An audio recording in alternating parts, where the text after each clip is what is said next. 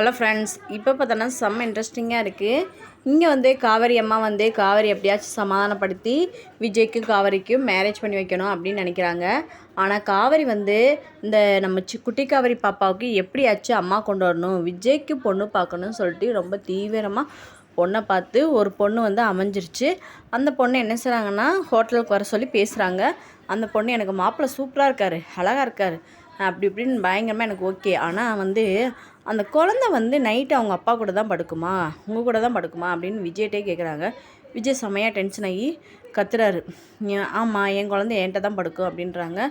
இதெல்லாம் கேட்டுட்டு இப்போயே இப்படி கேட்குறாங்க, இந்த பொண்ணு எனக்கு அவசியமா அப்படின்னு சொல்லிட்டு செம்மையாக விஜய் காவேரி பிடிச்சி நல்லா வாங்கி விட்டாங்க. உடனே விஜய் வந்து சொல்கிறாரு, எதுக்கு தேவையில்லாமல் எனக்கு பொண்ணு பார்க்குறீங்க, உங்களுக்கு நான் மாப்பிள்ளை பார்த்தா சும்மா விடுவீங்களா அப்படின்னு காவேரி சொல்கிறாங்க. எனக்கும் பாருங்கள் சந்தோஷந்தான், உங்களை யார் வேணாம் சொன்னமே. விஜய் அப்படியே ரொமான்ஸாக பார்க்குறாரு, செம்மையாக இருக்குது. அதுக்கடுத்து இந்த விஷயம் நடந்த விதெல்லாம் தாத்தாட்ட பேசுகிறாங்க.